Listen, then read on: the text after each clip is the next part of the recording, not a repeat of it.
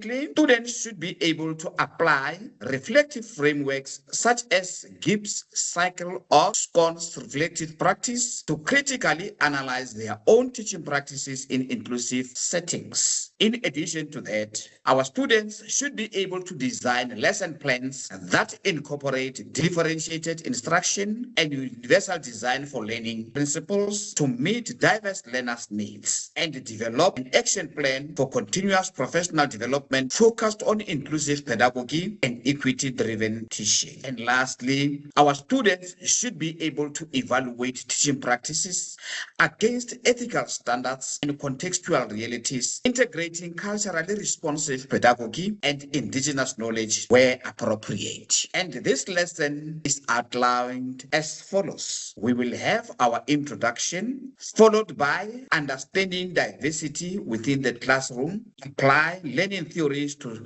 support inclusion, transform teaching practice through inclusive strategies, engage in reflective practice and continuous professional development. And lastly, we will conclude this lesson presentation. As we introduce our lesson, we will start by indicating to our students that inclusive teaching begins with the recognition that learners comes into the classroom with diverse abilities, backgrounds, and experiences that shape how they engage with content and instruction. Reflecting on my own teaching practice, I have observed how rigid teaching methods may unintentionally exclude learners who require alternative approaches. For an example, students with language barriers or specific learning needs often struggle when instruction is primarily lecture-based and text-heavy. And this recognition has prompted a shift towards using more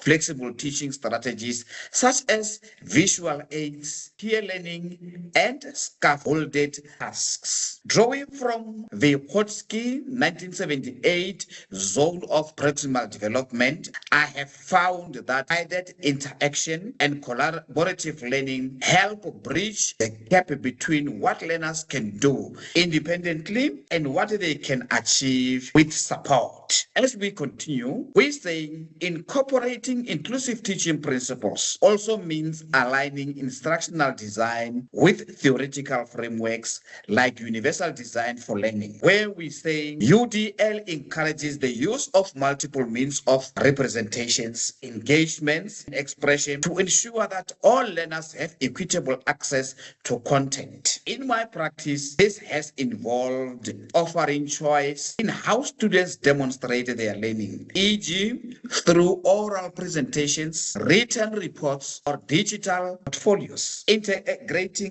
assistive technologies, and proactively planning for diverse needs rather than making reactive accommodations. Additionally, Gartner's 2011 multiple intelligence theory has been instrumental in helping me move beyond standardized teaching methods and instead considering learners' varied strengths, such as musical, kinesthetic, or interpersonal intelligences as entry points into the curriculum.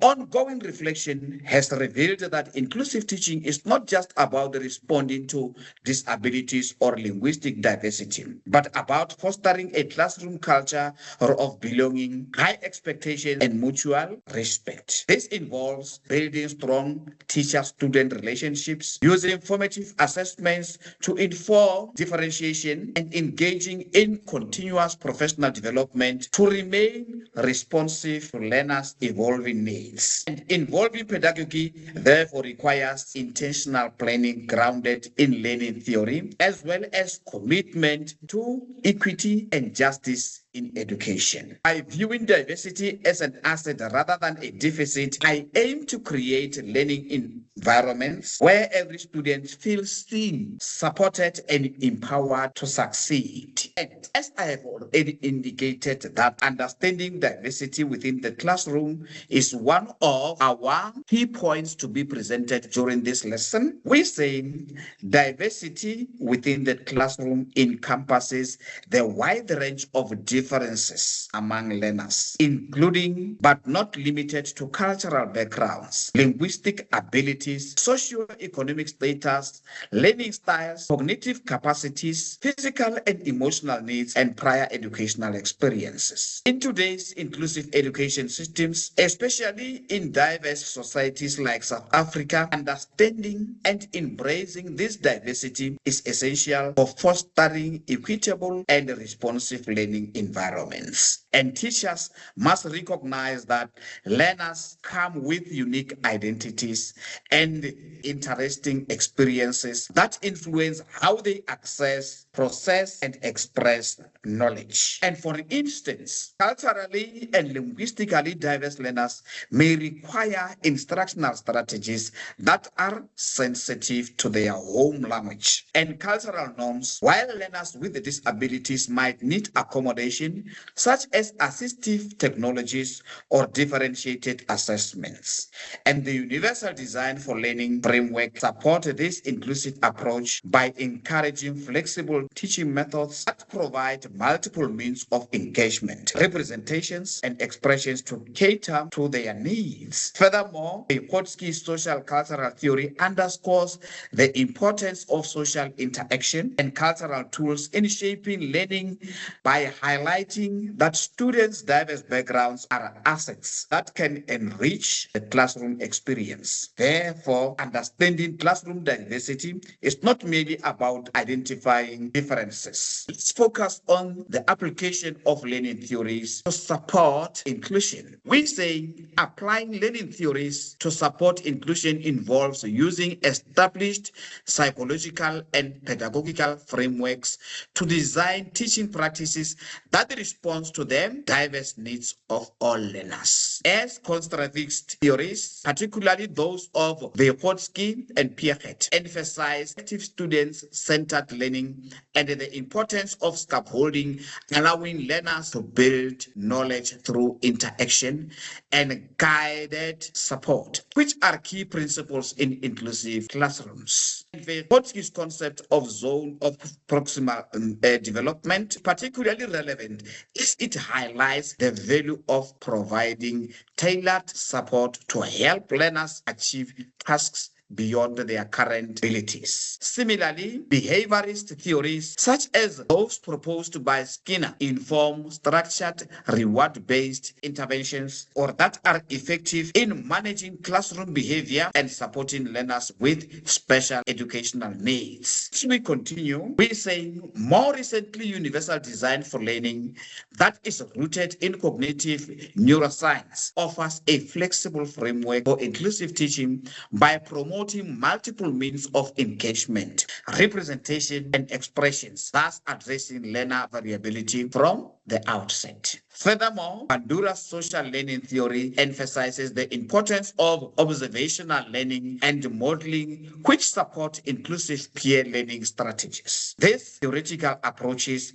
when integrated thoughtfully, create inclusive educational environments that value and accommodate all learners, regardless of ability, background, or learning style. And it's focused on transforming teaching practice through inclusive strategies. We say transforming teaching practice through inclusive strategies involves rethinking instructional design, classroom management, and assessment methods to ensure that all learners, regardless of their diverse abilities, backgrounds, or identities, have equitable access to meaningful learning opportunities. And we continue to say inclusive teaching shifts away from one-size-fits-all approach by employing differentiated instructions, culturally responsive pedagogy, and principles of universal design for learning, which advocate for multiple means of engagements, representations, and expressions to meet diverse learners' needs. As we continue, we say this transformation requires educators to adopt a growth mindset, use formative assessment data to inform instruction, and foster a supportive classroom climate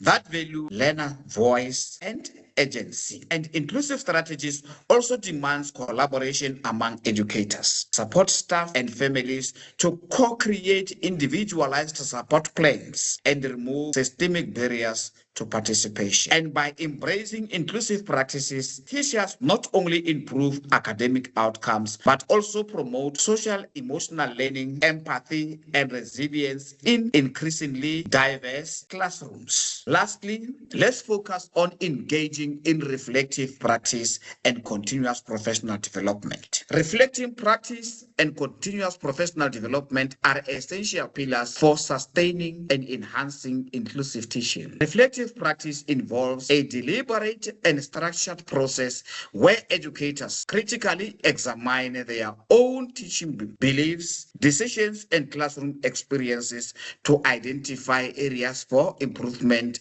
and growth. Through this introspection, teachers become aware of how their attitude, biases, and instructional choices impact learner engagement and equity. And this is especially critical in inclusive settings, where teachers must constantly adapt strategies to meet the diverse and evolving needs of all learners. As we continue, we say continuous professional development complements reflection by providing opportunities for teachers to acquire new knowledge, update pedagogical skills, and engage with emerging inclusive practices through workshops, collaborative learning communities, and action research. And we further continue to indicate that a continuous professional development focused on inclusion equips teachers with evidence-based strategies such as differentiated instruction, trauma-informed teaching, and effective use of assistive technologies such as AAC. Together, reflective practice and CPD foster a culture of lifelong learning, empower educators to respond effectively to classroom diversity, and contribute to systematic improvement in inclusive education. In conclusion, we say critical reflection on teaching practice for integration in inclusive settings underscores that effective inclusion requires more than accommodating differences. It demands a deliberate transformation of pedagogy that is grounded in theory, is responsive to diversity, and that's sustained through reflective practice and professional growth. And by understanding the multifaceted nature of classroom diversity, applying learning theories such as the Hodgkin zone of proximal development, the universal design for learning, and multiple intelligence, and adopting inclusive strategies that prioritize equity, collaboration, learner agency, educators can dismantle barriers to participation and foster environments of belonging. And continuous reflection and professional development further ensures that teachers remain adaptive and committed to justice, positioning diversity as an asset that enriches learning for all. Ultimately, inclusive teaching is both a moral and pedagogical imperative, cultivating classrooms where every learner is empowered to thrive academically, socially, and emotionally. As Florian and